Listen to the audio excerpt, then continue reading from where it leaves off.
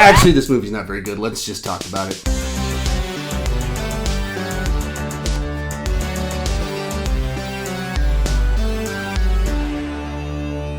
So Baywatch is the second raunchy R-rated comedy based off of a hit show from decades ago to come out in the year 2017, and it's also the second one this year to not be particularly good.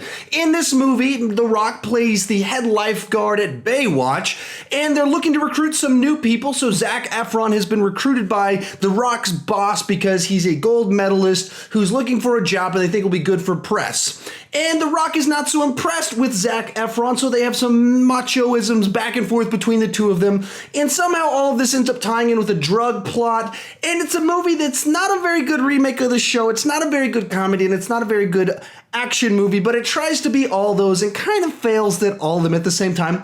But the cast is fun. So let's talk about the good with this movie. When it comes to the good, it's the cast. They're all likable people you like to see on screen. They have a certain charisma and even kind of a sense of humor to them that makes the movie funnier than it actually is and more fun and charming than it actually is because the material is not very good. Oh, that's the bad. We'll get to that in just a second. But you're watching it and you like seeing The Rock, and there's kind of a chemistry between him and Zac Efron. So there's some fun scenarios where they're kind of in. It moves pretty quickly so you're not bored. But really, the only good thing going about it is the cast, and their personalities are likable, and you probably will enjoy looking at least one of them, and there's plenty of here. They have no shame in setting all the actors up in this movie to be ogled. Even this guy, whoever this guy is, that's like the new Josh Gad, he talks just like him. He's the goofy, loser, fat guy trying to get the hot chick, and you get to see a lot of his chest and his buttocks quite a bit in this movie. But speaking of things that are not so good about this movie, that is everything else about the movie. Man, the script on this is not good. It feels like a weekend first draft for a movie.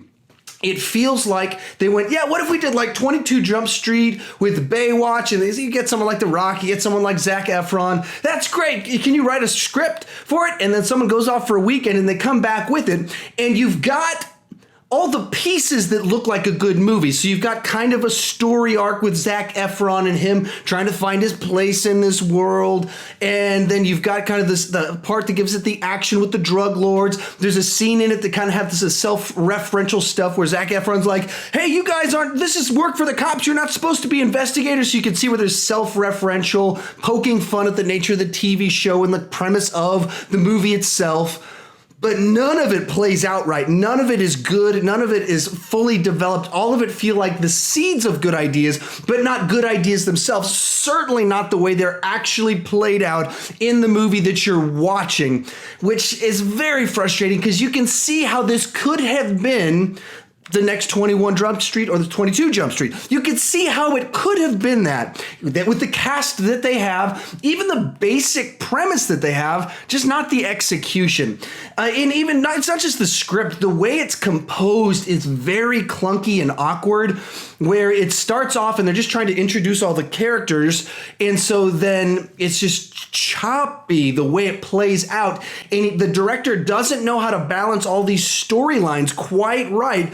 And so it'll introduce something, and it's like, there's going to be a competition to see who gets to join Baywatch. And then it shifts, as soon as it's setting that up and some of the characters in that, shifts immediately over to just focusing in on Zac Efron for 10, 15 minutes. And then it cuts back and we do like one scene, you guys are in, and then people are in it. There's like a character that's introduced in the first 5 minutes, and he's in 2 or 3 scenes, and he doesn't play back into the story for like 90 more minutes. And like things like that, it feels like sloppily constructed, like it was ill-conceived, as if it was just a first draft written over a weekend. And there's just not much when it comes to the writing or the directing here to praise. There's a lot of action sequences in it, none of them particularly good or compelling. The humor only works because the actors themselves are charming and fun to watch. And that's kind of what you got. A story that doesn't work right. It tries to have the emotional feel moments that don't work because they haven't developed any of the characters just right.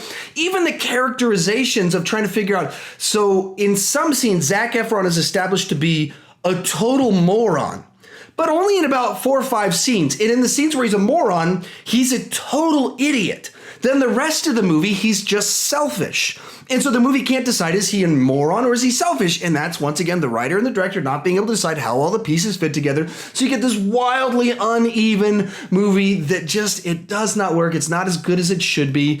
It's not as raunchy as it thinks it is. While there is a scene involving a dead body and a lot of wiener, like, it's not nearly as raunchy as it actually thinks it is or wants to be. It feels like it's trying too hard to earn its R rating.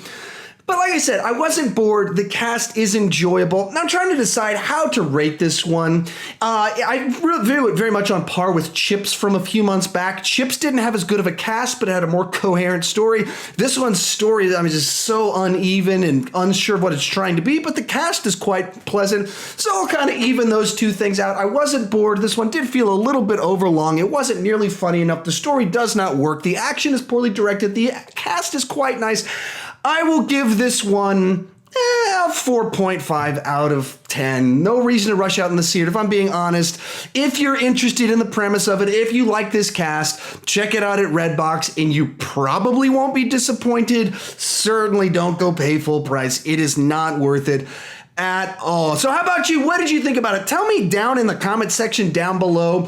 I'm pretty sure this one's it's probably gonna play decent enough with audiences. People won't hate it, but it's gonna be forgotten almost instantly. It's not gonna win any new fans, and there's a reason critics aren't liking it. It's not a well-made movie at all. It's just a bunch of people that you like to look at and you enjoy their personalities together for 2 hours. Unfortunately, that's where I'm at. And if you're new to my channel, please consider clicking that subscribe button. I do movie reviews, TV reviews, trailer reactions, and I got this thing called Masters of Movie Trivia, where I compete with other YouTubers in Masters of Movie Trivia to see who the master is. I got a new episode dropping tomorrow. I'd love it if you'd check that out. With that said, thank you for watching.